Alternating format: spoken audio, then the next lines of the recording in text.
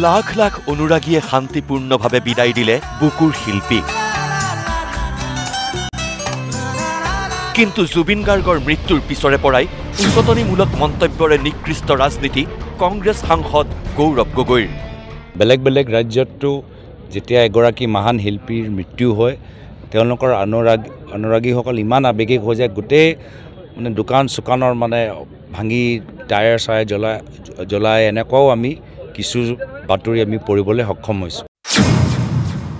আৱেগিক হৈছে, আৱেগিক হোৱাটো স্বাভাৱিক, কিন্তু পাব্লিক প্ৰপাৰ্টি, টায়াৰ জ্বলোৱা, গাড়ী ভাঙা, দোকান ভাঙা, মানুহক মাৰপিট কৰা, কাজিয়া কৰা, এইবোৰ চব তেওঁলোকে কৰা নাই। শুনিলেনে কি হাৰত গৌৰৱ গগৈয়ে তৰল ৰাজনীতি কৰিছে? জুবিন গাৰ্গৰ দৰে জনতাৰ আদৰৰ এজন শিল্পীৰ মৃত্যু হলে আন ৰাজ্যত জনতাই ৰুদ্ৰৰূপ ধাৰণ কৰে, আইন হাতত তুলি লৈ দোকান পোহাৰ ভাঙি চুৰমাৰ কৰে।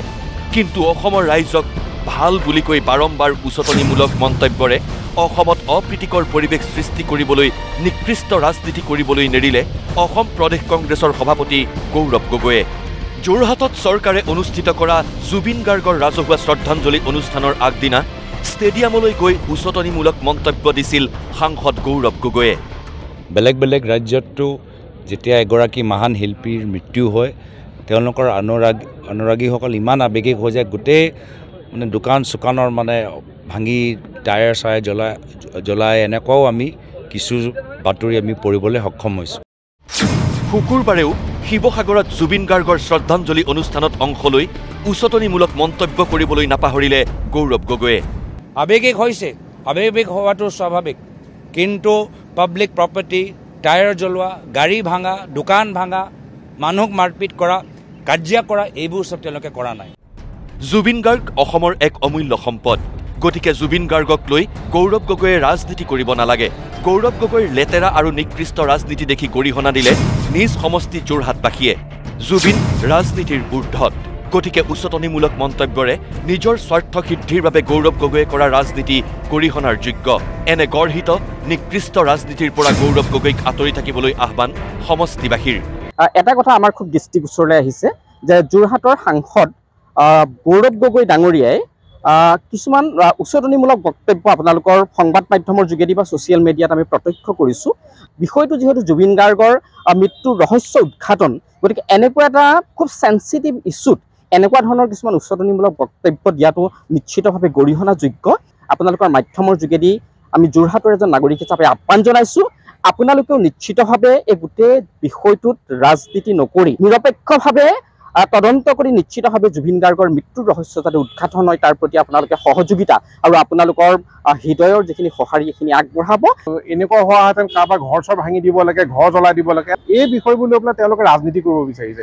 আমাৰ অসমৰ সম্পদ এটা হেৰাই গ'ল, এই বিষয়ৰ এই সময়ত আচলতে সকলো এক হৈ পেলাই মাত মাতিব লাগিছিলে। এইটো সময় আচলতে ৰাজনীতি কৰা সময় নহয়। জুবিন গাৰ্গক যদি কোনোবাই হেৰুৱাইছে আমি চবেই হেৰুৱাইছোঁ, আৰু এই দুখটো কাৰোবাৰ কম বা কাৰোবাৰ বেছি বুলি নহয়। মাননীয় মুখ্যমন্ত্ৰীও একে, গৌৰৱ গগৈও একে, মোৰো একে, আপোনাৰো একে, আমাৰ চবৰে এই দুখটো আমাৰ কাৰণে একেই। কিন্তু তেওঁলোকে আজি গৌৰৱ গগৈয়ে যিখিনি কথা কৈছে মই এইখিনি গৰিহণা দিছোঁ, কাৰণ এনেকৈ কৰিলে আমি আচলতে ন্যায় যেন নাই বিচাৰ আৰু মই কিবা বেলেগে মোৰ অভিসন্ধি দি আছে, মোৰ তেনেকুৱাই পৰিলক্ষিত হৈছে।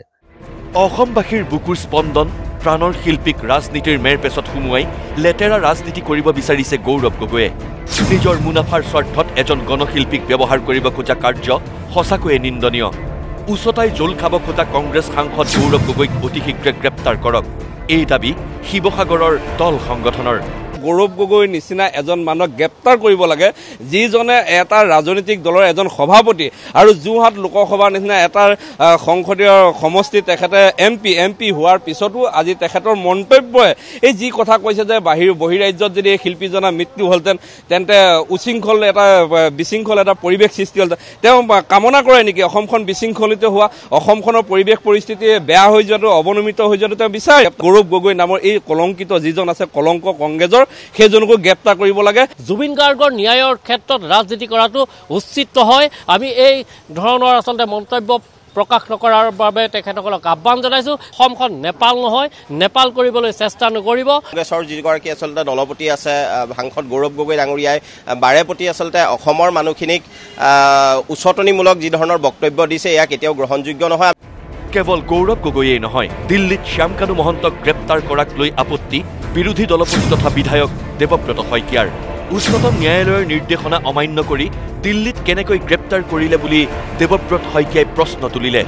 দিল্লীত গ্ৰেপ্তাৰ কৰাটো অসম আৰক্ষীৰ আইন নমনা কাৰ্য আখ্যা দিলে দেৱব্ৰত শইকীয়াই।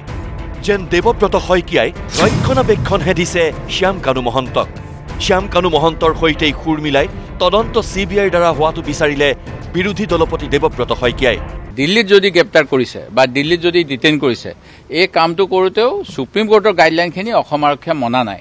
এনেকুৱা ধৰণৰ ঘটনাবিলাক সুপ্ৰিম কোৰ্টে ললেছনেছ বাই পুলিচ ফ'ৰ্চ বুলি কৈছে, যিটো আমাৰ সংবিধান অনুসৰি ট্ৰায়েল হ'ব, নহয় জানো? জুবিন গাৰ্গৰ কাৰণে কোনোবাই কৈছে যে তাক ৰাইজৰ মাজত এৰি দিয়ক। ৰাইজৰ মাজত দি দিলে ৰাইজৰ ধুলাই দি পেলাইতো ন্যায় জুবিন গাৰ্গক দিয়া নাযায়। প্ৰথম দিনাৰ পৰাই এটা কথাই কৈ আহিছিলোঁ যে এজন কৰ্মৰত অথবা অৱসৰপ্ৰাপ্ত হাইকোৰ্টৰ ন্যায়াধীশৰ তত্বাৱধানত CBI এনকুৱাৰী কৰক আৰু অসম আৰক্ষীয়ে সহায় কৰক। কংগ্ৰেছ সাংসদ গৌৰৱ গগৈ আৰু বিৰোধী দলপতি দেৱব্ৰত শইকীয়াৰ এনে নিকৃষ্ট ৰাজনীতিৰ পিছতেই জাঙুৰ খাই উঠিছে উজনিৰ জনতা। কংগ্ৰেছৰ ৰাজ্যিক সভাপতি গৌৰৱ গগৈ ডাঙৰীয়াই শেহতীয়াকৈ কেতবোৰ আপত্তিজনক মন্তব্যৰ জৰিয়তে অসমত এটা অশান্তিকৰ পৰিৱেশৰ সৃষ্টি কৰিবলৈ চেষ্টা কৰা আমাৰ অনুভৱ হৈছে। গৌৰৱ গগৈ ডাঙৰীয়াক স্পষ্টকৈ সকিয়নি প্ৰদান কৰিছোঁ যে অসমত কোনো ধৰণৰ অপ্ৰীতিকৰ পৰিস্থিতি হ'ব পৰা মন্তব্য যাতে আপুনি প্ৰকাশ নকৰে আৰু জুবিনদাৰ ন্যায়ৰ বিষয়টোক লৈ কোনো কাৰণতে যাতে আপোনালোকে ৰাজনীতি কৰিবলৈ চেষ্টা নকৰে। ইনডাইৰেক্টলি আমি গম পাইছোঁ যে কংগ্ৰেছ দলটো সেই অপসংস্কৃতি শ্যাম কানু মহন্তৰ পক্ষত আছে, সিদ্ধাৰ্থ শৰ্মা মহন্তৰ পক্ষত আছে। আমাৰ ওপৰত আমাৰ অসমৰ মাননীয় মুখ্যমন্ত্ৰী হিমন্ত বিশ্ব শৰ্মা ডাঙৰীয়াৰ ওপৰত দৃঢ় বিশ্বাস আছে, অসমবাসীৰ ৰাইজৰ ওচৰত দৃঢ় বিশ্বাস আছে। অসমৰ স্বাৰ্থ বিশ্বৰ মানৱ জীৱনৰ চিৰন্তন জুবিন গাৰ্গে এদিন হ'লেও এদিন ন্যায় পাবই। Bureau report, news live.